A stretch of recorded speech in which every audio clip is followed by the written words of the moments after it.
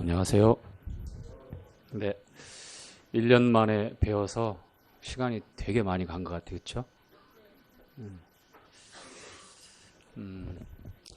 2024년 한 해가 이제 밝았습니다.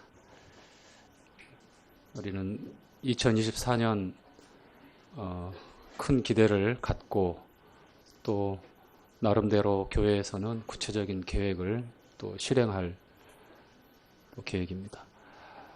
지난주에 단을 통해서 잠실교회 2024년 방향이 어떻게 갈지 그 방향성에 대해서 저희는 교제를 했고요. 그리고 그 교제되어진 부분들은 이제 하나 둘 저희들이 실행에 이제 옮겨갈 것입니다. 오늘 집회 후에 또 이 굵직굵직한 교회의 계획에 대해서 형제님들, 자매님들 그렇게 모여서 서로 의견을 모으고 또 함께 또 그것을 마음에 담고 짐을 함께 또 나누고 해서 23년보다는 24년 한 해에 주님께서 이 잠실 지역교회에 뜻하시고 또 계획하신 바를 저희가 힘써 순종해서 또 합당한 열매로 나타낼 수 있는 그런 시간들이 되었으면 좋겠습니다. 박재인 모치님 소천하셨고 그리고 어제 그리고 오늘 새벽까지 우리 성도님들 참여해서 함께 또 유가족들 위로하시고 그리고 성도의 죽음의 그 자리는 결코 슬픈 근심의 자리가 아니라 하나님께서 우리에게 약속하신 그 소망에 관한 이유를 한 번 더 보여줄 수 있는 자리입니다. 그래서 초상집은 울고 슬퍼하는 자리가 아니라 성도들에게는 한 번 더 깊이 저희가 환희의 또 기쁨을 또 되새길 수 있는 그런 자리입니다. 왜냐하면 이 세상에서는 죽음이라고 하는 것이 끝이고 절망이지만 우리 성도들에게는 하나님께서 주신 산 소망, 썩지 않죠, 쇠하지 않죠, 사라지지 않는, 다함이 없는 예수 그리스도의 죽은 자 가운데서 부활하신 새로운 창조에 속한 소망이기 때문입니다. 그 약속을 저희들에게 주셨고요. 주님께서 부활이요 생명이라고 말씀하셨고 그 사실을 오늘 그리고 내일 그 사실을 믿고 그렇게 살아가는 것을 바라고 계십니다. 우리는 이 땅에 유한한 삶을 살지만 그리스도 안에서 영원한 생명을 약속받고 그것이 실제적으로 저희들의 매일의 삶 가운데 구체적으로 드러나는 그러한 생생한 부활의 증인들입니다. 이 사실을 잊지 않고요. 올 한 해도 주님의 부르심과 또 산 소망 가운데서 믿음으로 약진하는 그런 새해가 되었으면 좋겠습니다. 여러 계획 중에 이제 저희가 뭔가 좀 이벤트적인 계획도 있고 또 충분히 준비해서 진행해야 될 계획도 있습니다. 그런데 그 모든 특별한 잔치도 있고 어떤 큰 집회도 있고 수양회도 있고 또 뭐 MT도 있는데 이런 이벤트성 그런 계획들은 우리가 유념해야 될 게 우리 일상 있잖아요. 1년이면 52주입니다. 그리고 52주의 일주일을 저희가 가정에서 또 회사에서 그리고 직장에서 그리고 기타 여러 형도님들의 다양한 삶의 현장에서 우리가 똑같이 살아가요. 정말 그게 중요한 거거든요. 그렇죠? 어느 한 잔치나 이벤트성 어떤 특별한 집회를 위해서 우리가 그것을 목적으로 해서 일상을 사는 것이 아니에요. 우리의 일상이 평범한 일상이 우리의 진짜거든요. 평범한 일상에 굴곡 없이 그리고 꾸준히 주님을 향한 믿음의 삶이 목적입니다. 그 모든 계획들이. 그래서 그러한 다양한 집회들이 우리의 평범한 일상에 주님과의 연합과 온전한 믿음에 집중해서 살아갈 수 있는 그런 동기부여의 자리와 시간이 되어야지 그 이벤트성 그 자체에 우리가 함몰되면 우리는 또 다른 이벤트성 집회를 찾게 되고, 그러면 우리 마음이 어떻게 되는 줄 알아요? 여러분 다 경험하고 있어요. 공허함은 더 커져요. 계속 그럴 거예요. 다람쥐 쳇바퀴 도는 것처럼 계속 그럴 겁니다. 그래서 여름이고 겨울이 되면 전국적으로 많은 집회들이 있어요. 청장년, 유초등부, 그렇죠. 지역교회마다 또 연합으로 하는 것들. 그 모든 계획과 진행이 우리의 일상에, 우리의 너무 당연하고 굴곡 없는, 그리고 밋밋한 것 같지만 그러한 일상의 믿음 삶이, 그 삶이 주 목적이라고 하는 것. 그 삶이 보듬어지고 세워질 수 있도록 그런 동기부여의 시간이 되어야 합니다. 아시겠죠? 그래서 매년마다 어떤 큰 잔치 같은 이벤트가 있을 수 있는데, 그것이 분기별로 혹은 주기적으로 계절마다 우리에게 있을 텐데, 그것이 우리의 목적이 아니다. 그것이 우리의 방향성이 아니다라는 것을 새기시고, 그리고 지금 살아가고 있는 여러분의 모습, 그 일반적이고 또 평범한 그 삶을 좀 더 알차고 균형 잡히고, 그리고 하나님 앞에서 코람데오라고 하는 이 신앙의 이 모습을 잊지 않고 매일매일 그렇게 살아가셨으면 좋겠습니다. 정말 반복되는 일상이 우리를 지치게 할 수 있어요.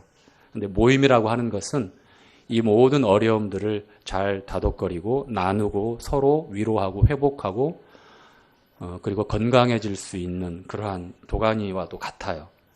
그 안에서 우리가 함께 주님의 이름으로 시간을 보내고 거기서 교제할 때에 우리가 하루 이틀 그렇게 해서 52주라고 하는 1년을 지내게 될 때 우리는 미처 깨닫지 못하지만 그 시간들이 다 지나고 나면 어느새 영적인 근육과 또 담력들이 여기저기 튼튼하게 잘 세워져 생겨져 있는 것들을 보게 될 겁니다.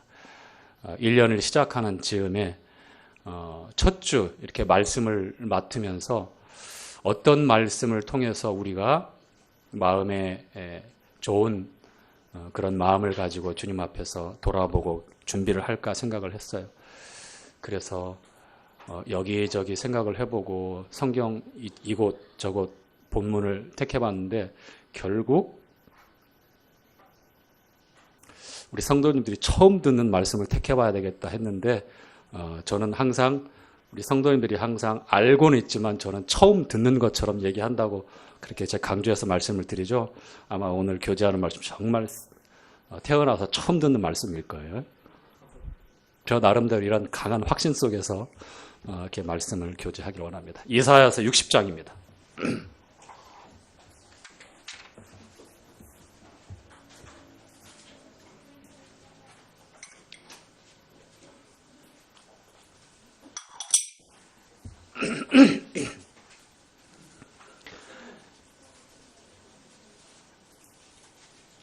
구약 이사야서 60장 1절부터 3절까지 함께 읽도록 하겠습니다. 일어나라. 시작. 일어나라. 빛을 발하라. 이는 내 빛이 이르렀고 여호와의 영광이 내 위에 임하였음이니라. 보라, 어두움이 땅을 덮을 것이며 캄캄함이 만민을 가리우려니와 오직 여호와께서 내 위에 임하신 것이니 그 영광이 내 위에 나타나니 열방은 내 빛으로 열왕은 비치는 내 광명으로 나아오리라. 아멘. 본문 말씀의 배경은 시온의 영광이 회복되어지는 이스라엘을 향한 말씀입니다. 한 장만 뒤로 넘기면 이스라엘의 처참한 상황을 우리가 알 수 있어요. 이 이사야라고 하는 이 선지자는 왕족이었습니다.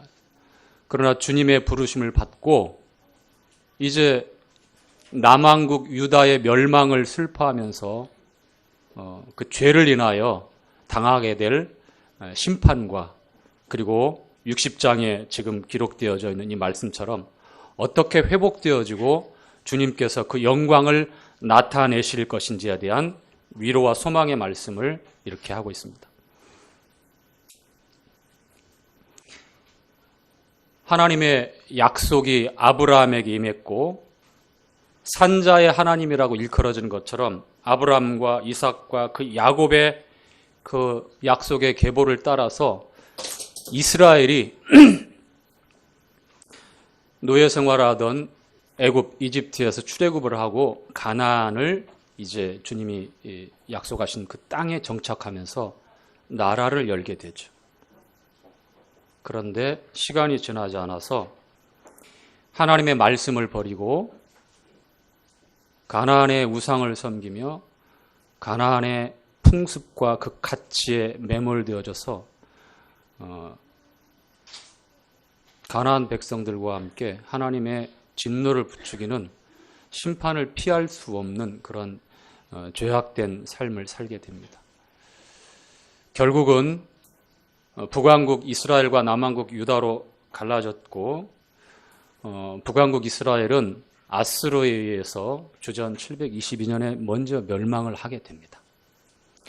그리고 오늘 이사야 선지자를 통해서 이 남왕국 유다의 이 멸망을 비통해하면서 하나님의 심판과 그 죄의 참담함을 지적하시면서 하시는 말씀 중에 이제 남왕국 유다는 주전 586년에 바벨론에 의해서 멸망을 하고 이제 이스라엘은 유다는 이 흔적 없이 사라지게 돼요.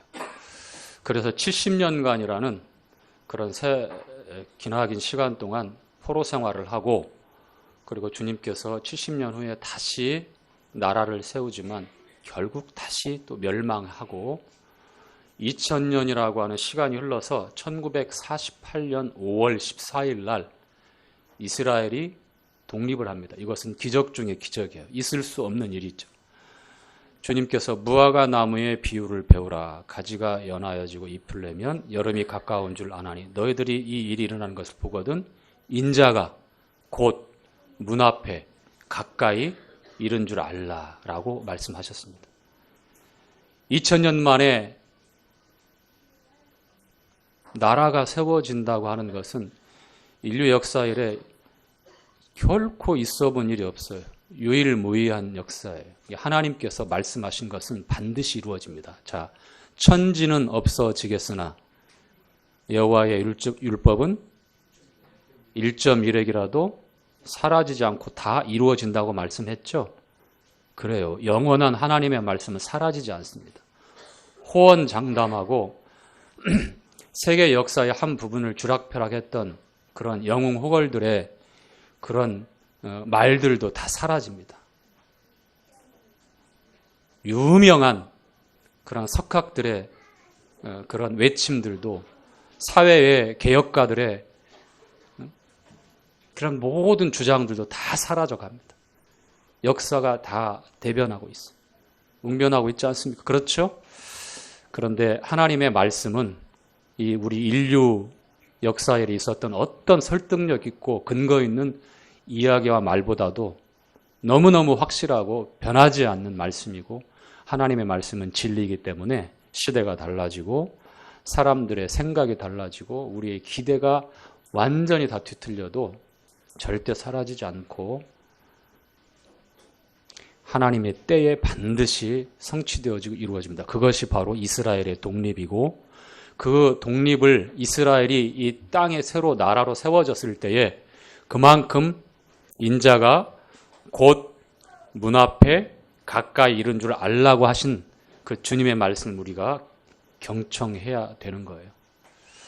사실 사도 바울은 그의 서신서를 보면 말세라고 이렇게 시작을 해요. 말세. 주님이 부활 승천하신 이후부터 이제 말세는 시작되었습니다. 언제 끝나도 주님이 언제 오셔도 전혀 이상하지 않은 거예요. 그런데 그 말씀을 하시고 그 약속을 하시고 2000년이라고 하는 시간이 벌써 지났습니다. 우리가 살고 있는 지금 이 시기를 뭐라고 표현하냐면 말세에다가 말세의 끝부분이라고 이렇게 설명을 하고 있어. 그러나 여전히 우리는 이런 말들을 하고 듣고 있지만 그렇게 생각을 안 해요. 계속해서 수많은 시간이 있을 것으로 우리는 기대하고 그렇게 살아갑니다. 더군다나 말씀을 받지 않고 주님이 없는 세상은 비웃죠. 이미 2000년 전에 기록되어진 베드로 서신에 보니까 어떻게 나와요? 말세에 기롱하는 자들이 나타나리니. 어디 있냐 그 약속이. 어디 예수님이 오신다고 했는데. 그도 그럴 것이 2000년이라는 세월이 흘러서 하나님의 말씀은 그렇게 되어져 있는데 여전히 주님의 공중 강림 혹은 재림이 이루어지지 않고 있기 때문에 그 기롱하는 자들의 세상에 그 말들이 진짜 설득력 있게 받아들여진지는 모르겠지만 전혀 그렇지 않습니다. 베드로후서에 말씀하고 있는 대로 주께서 하루를 천년처럼 천년을 하루처럼 참고 기다리고 계신 이유 뭐죠? 아무도 멸망하지 않고 다 회개하기를 원하시기 때문이에요. 그 간절한 아버지 하나님의 그 간곡한 뜻이 없으면 벌써 수십 번, 수백 번 멸망했겠죠. 그렇죠? 도저히 두고 볼 수 없는 심히 부패해서 희망이 없고 어떠한 근거도 없는 그러한 이 땅에 그러한 인생들에게 무엇을 남기고 기대하시겠어요? 한 가지, 아무도 멸망하지 않기를 원하시는 그 간곡하고 애절한 하나님의 뜻이 오늘날, 오늘 이 시간, 주일 아침에도 그렇습니다. 주의 자비와 긍휼이 아침마다 새롭기 때문에 우리가 진멸되지 않는다라는 말씀처럼 그리스도 밖에 세상만 그런 것이 아니라 저도 여러분도 거기에 다 포함되잖아요. 그렇지 않습니까? 그렇죠? 네. 그리고 이 이사야서 60장 읽었던 본문 말씀은 주님이 재림하셔서 완성하실 이스라엘을 중심으로 해서 유대를 중심으로 해서 예루살렘을 중심으로 해서 이 세상에 세워질 1000년 동안의 하나님의 왕국을 보시면서 회복되어질 시온의 영광을 지금 말씀하고 있는 내용입니다. 자, 1절 한번 주목해 보시기 바랍니다. 일어나라 빛을 발하라. 이게 주로 이제 그 주제, 제목으로 정해지는데 너무 식상한 것 같아서 어느 시적으로 표현한 그런 요약된 부분을 저는 인용해 보렵니다. 오늘 주제는 빛의 불꽃. 자, 뭐라고요? 빛의 불꽃. 빛을 발하라 하고 하는 내용을 이렇게 다르게 표현해 본 겁니다. 신년 첫 주에 주시는 말씀의 내용 가운데 여기에 다 담겨져 있기 때문에 이렇게 제가 표현해 봤습니다. 제목은 빛의 불꽃입니다. 자, 일어나라 빛을 발하라. 이는 내 빛이 이르렀고 여호와의 영광이 내 위에 임하였음이니라. 자, 암울한 이스라엘의 형편, 어쩌면 흑암의 권세에 사망의 그늘에서 깊은 한숨을 쉬며 절망스러운 상황을 한탄하고 있는 우리 인생들에게도 동일하게 하고 있는 말씀인지도 모르겠습니다. 어쩌면 히브리서 12장 1절에 기록된 말씀대로 모든 무거운 것과 얽매이기 쉬운 죄 가운데서 고민하고 신음하는 저희들에게 하고 있는 말씀일지도 모르겠습니다. 일어나라, 일어나라. 주님께서 이렇게 일어나라라고 하신 말씀을 복음서에 보면 여러 부분이 나와요. 그렇죠? 죽은 자를 살릴 때에 이러한 말씀을 하셔요. 자, 누가복음에 마태복음에도 나오죠. 회당장 야이로의 딸 12살 된 소녀가 중병을 앓다가 이제 죽기 겨우 가느다란 숨이 남아 있었는데 그것도 이제 주님이 가시는 그 과정 가운데 그만 끊어지고 말았어. 그래서 주변 사람들은 더 이상 주님을 귀찮게 하지 마시라라고 이렇게 얘기합니다. 회당장은 절망스러웠겠죠. 그래도 주님께서 이렇게 말씀합니다. 두려워 말라. 두려워 말라. 믿기만 하라. 두려워하지 말고 믿으라 라고 말씀합니다. 그리고 가서 다 나가게 한 다음에 소녀의 시신이 누워있는 그 침대맡에서 주님이 뭐라고 말씀하시죠? 아람어로 네 글자. 달리 다 쿰. 달리다 우리는 이제 굼 이렇게 부드럽게 발음을 하는데 달리다 쿰. 이 쿰이라는 말이 일어나라. 스탠드. 일어나라란 뜻이거든요. 뿐만 아니라 불쌍한 과부의 아들이 청년이 죽었어요. 그리고 이제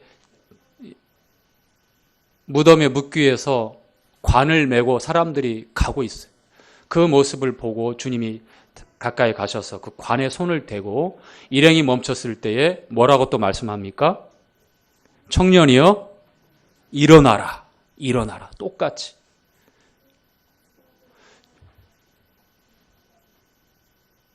창조자의 그 명령 앞에 감히 거역할 수 있는 권세가 있겠습니까?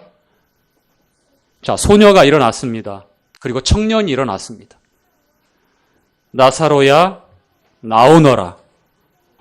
이미 부패가 진행되어지고 있는 그 나사로를 향하여 전능하신 하나님의 아들 창조자의 이 명령 앞에 감히 사망의 권세가 거역할 수 있었습니까? 없었습니다. 이처럼 하나님께서 우리에게 말씀하실 때는 그러한 권세와 영광을 가지고 말씀을 하시는 거예요.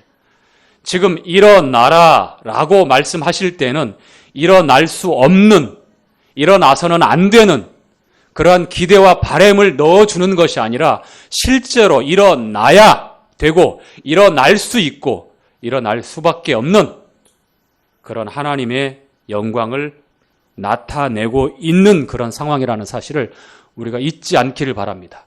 우리에게 말씀하실 때도 그랬어요.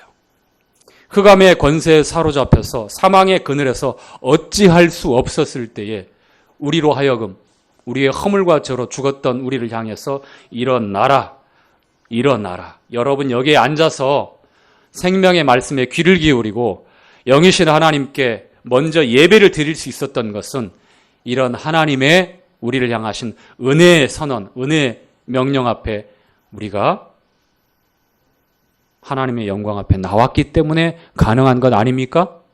그렇죠? 그런데 시간이 흐르고 많은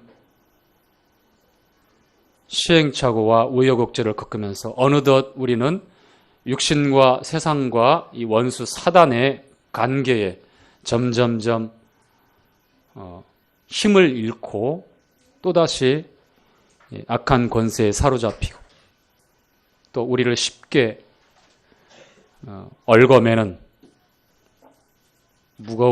우리를 무겁게 하는 그러한 짐들,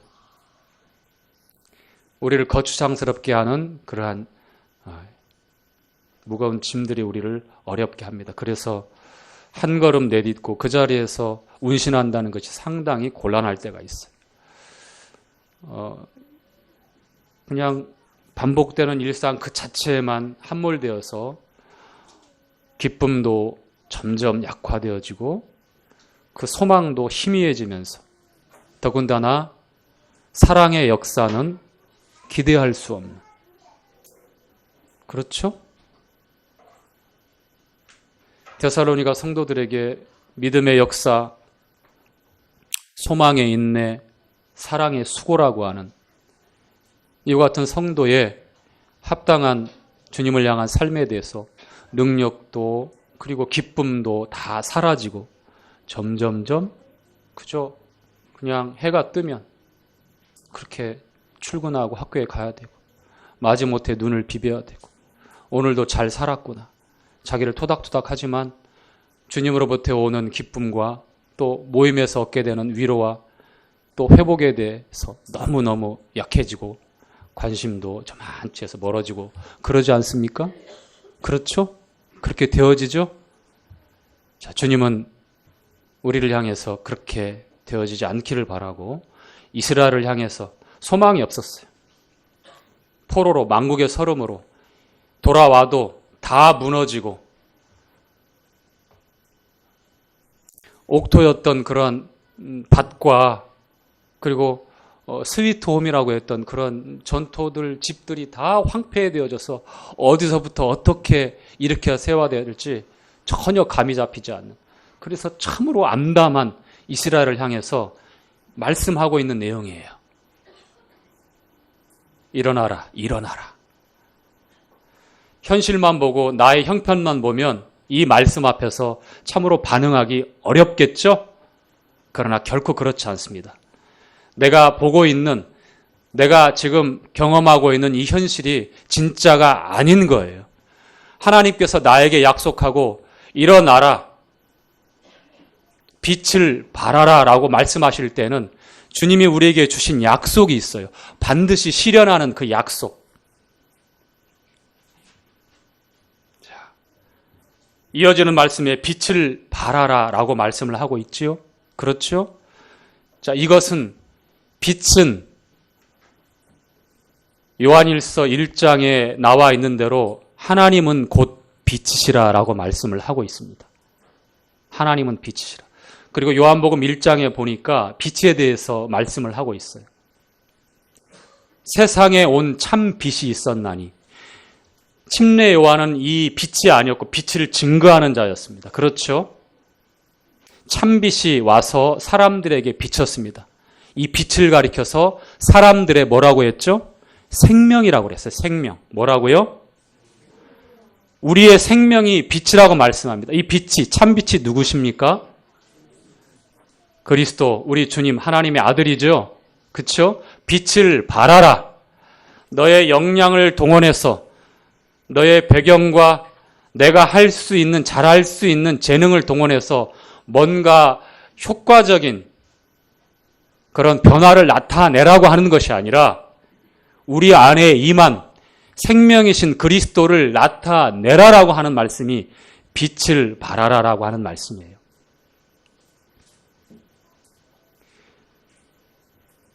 태양과 우리는 달을 두고 생각하면 이 빛을 발한다고 하는 것을 쉽게 이해할 수 있어요. 우리가 살고 있는 이 땅에서 바라봤을 때에 낮을 주관하고 있는 광명체인 태양, 그리고 밤을 주관하고 있는 이 달, 광명체인 달을 보면 그렇잖아요. 둘 다 빛을 발하고 있지만 발광체냐 아니면 반사체냐라고 하는 구별이 있어요. 그렇죠? 태양은 과학자들에 의해서 끊임없이 수소 폭발이 일어나는 발광체입니다. 빛은 열을 내기도 하고 그 빛은 그 빛을 통해서 생명을 계속 주어요. 모든 생명체가 그렇습니다. 태양신이 왜 고대 때부터 하나님처럼 숭배받았겠어요? 생명의 근원처럼 사람들이 여겨지기 때문에 그랬어요. 하나님께서 넷째 날에 만든 이 광명체들, 하나님께서 천지를 창조하실 때 첫째 날에 태초에 하나님이 천지를 창조하시니라 빛이 있으라라고 말씀하죠. 거기서 말씀하고 있는 것은 태양이나 달과 같은 그러한 물리적인 빛의 개념이 아닙니다. 요한복음 1장에 나와 있는 참빛을 나타내는 거예요. 사람들 앞에 비춰지는 그 생명을 나타내는 겁니다. 아시겠죠? 빛의 생명의 근원을 나타냈을 때에 창세기 1장 1절에 나와 있는 첫째 날 창조하신 그 빛이에요. 빛. 그 빛이 바로 하나님과 함께 하셨던 말씀이고 또 육신이 되어 우리 가운데 거하시는 하나님의 독생자고 또 그 빛이 영광으로 나타나요. 빛의 불꽃이라고 했을 때에 영광으로 나타내는 겁니다. 그것은 생명으로 드러나는 거예요. 우리에게 빛을 발하라고 했을 때는 그리스도의 생명을, 그리스도 안에 있는 생명을, 그리스도를, 하나님의 말씀을 나타내고 증거하라고 하는 거예요. 다시 함축하면 복음의 영광을 나타내라고 하는 거예요. 더 쉽게 설명을 드리자면 복음을 위해서 살아라라고 하는 말씀이에요. 복음의 영광을 나타낸다고 하는 것, 생명을 나타낸다고 하는 것은 복음만큼 성경대로 오셔서 성경대로 사시고 성경대로 십자가에 죽으시고 또 성경대로 다시 부활하시고 성경대로 승천하시고 성경대로 다시 오시겠다고 하신 그 복음, 예수 그리스도, 예수님이 생명이고 빛이라고 하는 겁니다. 일어나라 빛을 발하라고 하신 말씀은 바로 복음을 위해서 살아가라라고 하는 것, 복음을 나타내라고 하는 것, 그리스도의 생명을 우리의 일상의 삶 가운데 나를 통해서 드러내라고 하는 것들입니다. 그것이 빛을 발하라라고 하신 말씀이에요. 이것은 우리가 그만한 존재들이 되었기 때문에, 그럴 수 있는 하나님의 새로운 피조물들이 되었기 때문에 이렇게 말씀하시고 있는 거예요. 에베소서 말씀 한번 보지요. 에베소서 5장 14절 말씀입니다.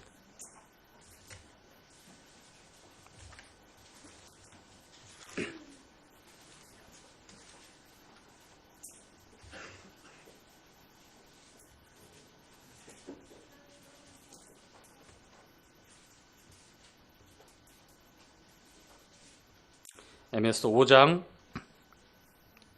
14절 가기 전에 8절부터 보겠습니다.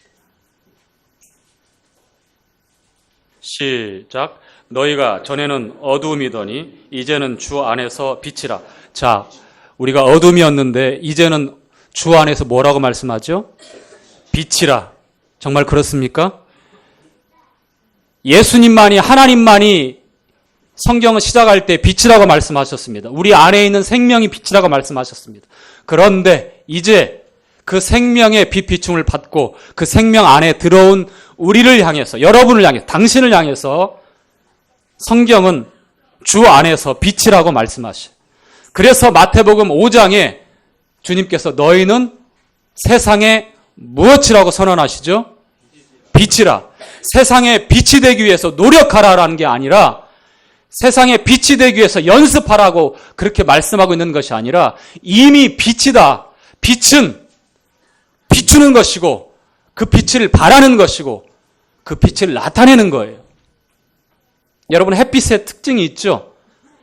햇빛은 적외선과 가시광선과 자외선과 가시광선과 적외선으로 나눠져요. 그렇죠? 그렇죠. 빨주노초 파남보.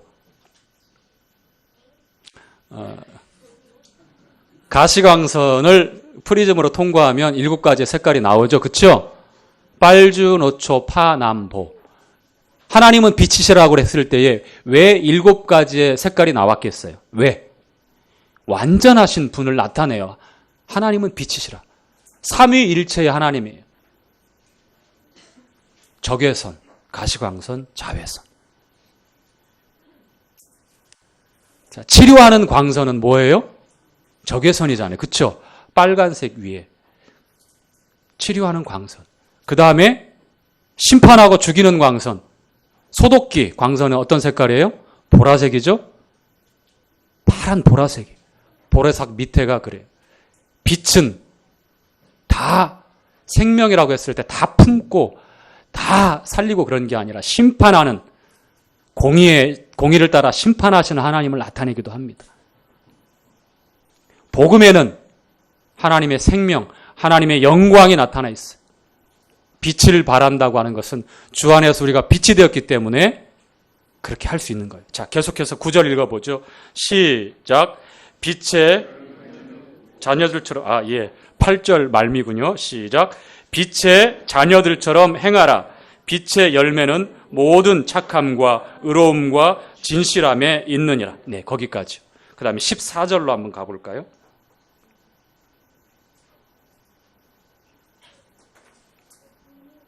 아, 14절은 에베소 5장 14절.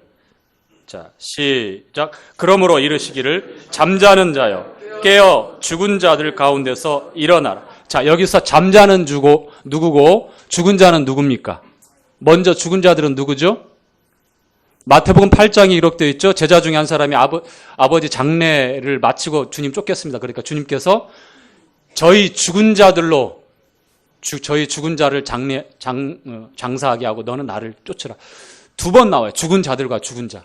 죽은 자는 그 제자의 아버지입니다. 죽은 자들은 누구죠?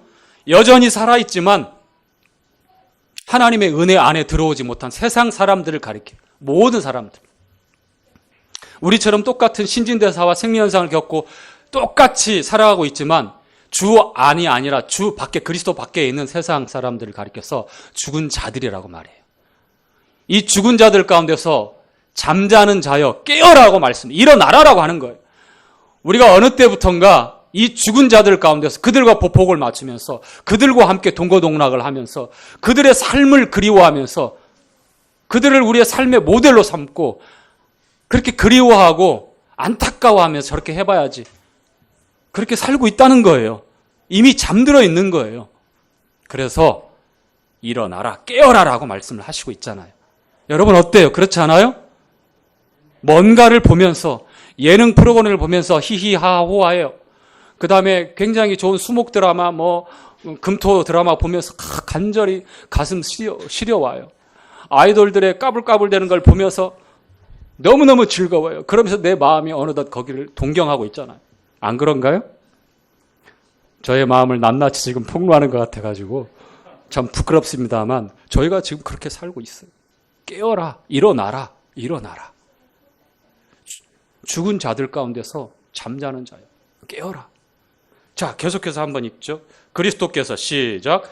그리스도께서 내게 비추시리라 하셨느니라. 여러분 계속 쿨쿨 잠자실래요? 어떻게 하실래요? 무슨 말씀이세요? 저 지금 오늘도 새벽 4시, 5시에 일어나가지고 발인 예배도 갔다 왔어요.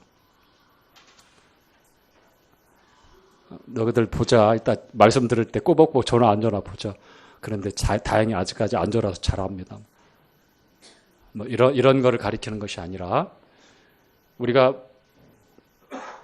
밝은 광명 가운데서 우리가 살고 있지만 우리 마음과 생각이 어디를 향해 있는지 우리의 삶의 방식과 루틴을 가만히 보면 알 수 있어요. 우리가 무엇을 갈망하고 무엇을 바라고 있는지, 어떤 것을 위해서, 어떤 목적이 내 삶을 이끌고 있는지를 보면 잠들어 가는지 아니면 꾸벅꾸벅 졸다가 깜짝 놀라가지고 깬다든지 그러고 있어요, 지금. 그런데 말씀하고 있잖아요. 잠자는 자들, 죽은 자들 가운데서 잠자는 자야 깨어라라고.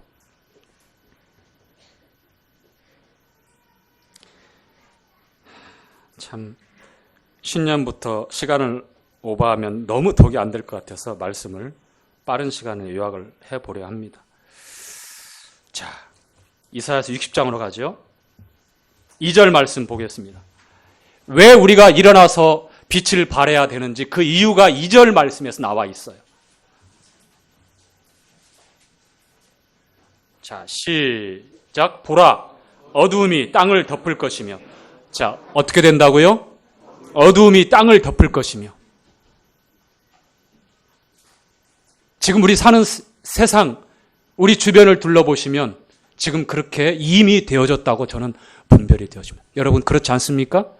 어두움이 땅을 덮을 것이며 무엇이 옳고 그른지 이사야가 경고했던 대로 검은 것을 하얗다라고 그러고 하얀 것을 거무다라고, 선을 악이다라고 그러고 악을 선이다라고 그러고 온갖 가치관이 뒤죽박죽 되어져 가지고 무엇이 옳고 그른지 분별하기 힘든 세상이 되었어요. 어둠이 땅을 덮을 때의 대표적인 특징입니다.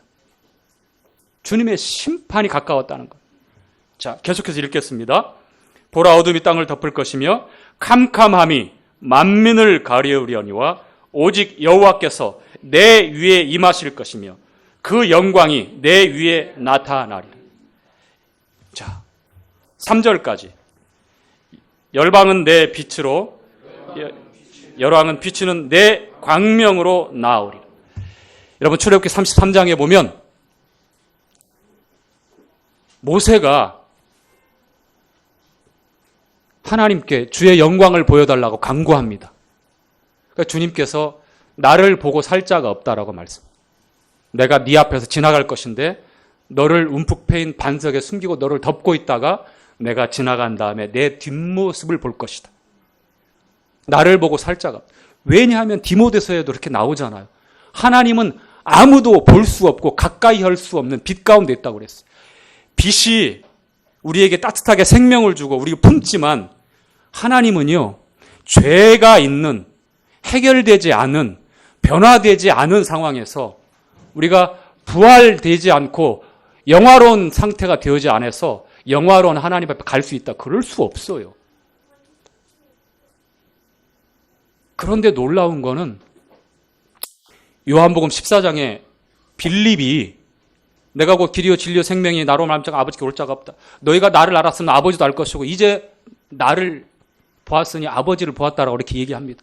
빌립이 바로 받아서 주님 저에게 아버지를 보여주시옵소서. 그러면 족하겠나이다. 그 예수님께서 말씀하시잖아요. 빌립아 아직까지 모르겠느냐? 나를 본 자는 아버지를 보았거늘 어찌하여 아버지를 보라느냐. 하나님 아버지는 우리가 볼 수 있는 분이 아니에요. 볼 수 있도록 나타나신 분이 바로 예수님이에요. 그게 바로 말씀이 육신이 되어 우리 가운데 거하심에 우리가 그 영광을 보니 하나님 아버지의 독생자의 영광이요 은혜와 진리가 충만하더라. 아버지 품속에 only begotten son, 오직 단 한 분, 하나님이 오직 하나님으로부터 태어난 독생자가 예수님인데 육신을 입고 오신 그 예수님을 통해서 아버지를 볼 수 있다는 거예요. 그리고 그 은혜와 진리가 충만한 영광이라고 말씀을 하는 거예요. 얼마나 놀라운 기적이고 이것이 우리에게 임한 하나님의 다함이 없는, 우리가 보고 우리가 듣고 주목하고 손으로 만진 바 되었다라고 하는 태초부터 계셨던 생명의 말씀에 관한, 빛에 관한, 영광에 관한, 생명에 관한 우리에게 임한 하나님의 다함이 없는 은혜예요. 이것이 우리 안에 있어요. 그래서 고린도 교회 성도들에게 우리는 질그릇이지만 보배를 품고 있다라고 말씀을 했어요. 지극히 높은 그 영광이, 그 능력이 우리에게 있는 것이 아니라 우리는 질그릇이고 쉽게 마르고 깨어지지만 그 보배가 우리 안에 있기 때문에 우리가 빛을 발할 수 있는 것이고 우리가 그 복음의 영광을 나타낼 수 있는 것이고 그 생명을 증거할 수 있다라고 성경이 말씀하고 있는 것이. 자, 2절에 보니까 어둠이 임하고 이제 세상이 빛을 찾을 수밖에 없는 때가 돼요. 우리가 빛을 발하지 않으면, 생명을 나타내지 않으면 이 세상은 정말 절망적인 겁니다. 하나님의 영광을 나타내야 돼요. 요한일서에 우리에게 그렇게 또 소망을 약속하고 있습니다. 우리가 얼굴과 얼굴을 대하여 볼 것이다. 그날에는. 모세도 감히 그 얼굴을 볼 수 없어. 나를 보고 살 자가 없었다고. 살 자가 없을 것이라고 말씀합니다. 그런데 주님이 오셨잖아요. 우리가 얼굴과 얼굴을 대하여 볼 수 있을 뿐만 아니라 나중에 영화로운 주님 앞에 계시록에 사도 요한이 그 주님을 목도했을 때에 죽은 자처럼 그 앞에 엎드려질 수밖에 없었어요. 영화로운 주님 앞에. 그 주님을 아련하고 배울 수 있는 것. 이사야서의 6장에 보면 이사야서는 주님의 영광, 그 현현하는 영광을 보고 화로다 나로 망하게 되었죠. 선지자였고 주님 앞에 특별히 구별된 하나님의 일꾼이었어. 그러나 하나님의 영광, 스랍들이 거룩하다 창화한 하나님의 영광을 바라보고 그 앞에서 자기는 곧 죽을 것으로 그렇게 두려워했어. 근데 제단 숯불을 갖다가 스랍 중에 하나가 이사야 입술에 대고 이제 괜찮다. 네가 정하게 되었으면 죽지 아니하리. 구약에 나타난 많은 그 주님의 영광스러운 현현 앞에 자신들이 다 죽을 것으로 이렇게 두려워했어. 그만큼 하나님의 영광을 우리가 바란다는 것은 두려운 일이에요. 그런데 하나님의 영광이 내 위에 임하였느니라. 그래서 빛을 발하고 그 영광을 나타낼 수 있게 하셨어요. 예수님이 오셨고 그리고 그 생명으로 우리 안에 거하시기 때문입니다. 하나님의 약속이 3절에 고스란히 나와 있죠. 열방은 내 빛으로, 열왕은 비치는 내 광명으로 나오리라. 너, 우리가 빛이고 우리가 광명이가 아니라 말씀하신 대로 달처럼 참으로 참빛 대신 영광의 본체 대신 그리스도를 통해서 우리가 그것을 발현하고 나타내야 된다는 거예요. 여기에 우리의 삶의 목적과 이유를 두어야 합니다. 하나님의 영광을 위하여 하라. 그것이 고린도전서 10장에 나와 있는 먹든지 마시든지 무엇을 하든지 다 하나님의 영광을 위하여 하라라고 하는 말씀이에요. 뿐만 아니라 로마에 있는 성도들에게는 사는 것이 그리스도예요. 죽는 것도 유익하다고 그랬습니다. 그래서 사나 죽으나 우리가 다 그리스도의 것, 주님의 것이라고 말씀했습니다. 정말 아멘이십니까? 주님의 주재권을 온전히 우리가 인정하고 그 주재권 가운데서 무릎 꿇고 주님 앞에 나아갈 때 여러분의 행복의 비결과 여러분이 안정되고 그리고 2024년 한 해에 우리에게 주신 일어나라 빛을 발하라 이 빛의 불꽃을 환하게 태워서 나타낼 수 있는 것은 주님께서 우리에게 어떻게 찾아오셨고 이 복음의 영광을 통해서 세상 앞에 광명한 이 생명을 나타내고 비추시길 원한다고 하는 것. 이제는 하나님의 영광을 위하여 먹고 마실 뿐만 아니라 하나님을 영화롭게 하고 우리 주님을 즐거워하는 것이 24년 한 해에 우리의 제일의 목적이 되어지고 구체적인 우리 삶 가운데 그것들이 하나 둘 나타날 수 있어야 될 것 아니겠습니까? 아멘? 자, 한 구절만 찾고 마치도록 하겠습니다.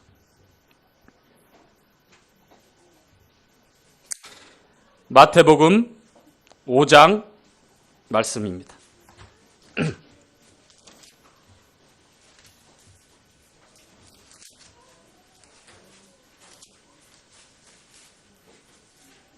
자, 5장 14절 16절까지 주님께서 우리에게 이렇게 말씀하셔요. 시작.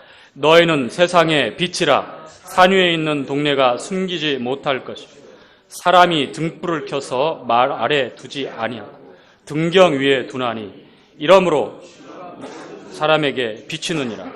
이같이 너희 빛을 사람 앞에 비치게 하여 저희로 너희의 착한 행실을 보고 하늘에 계신 너희 아버지께 영광을 돌리게 하라. 아멘. 아멘.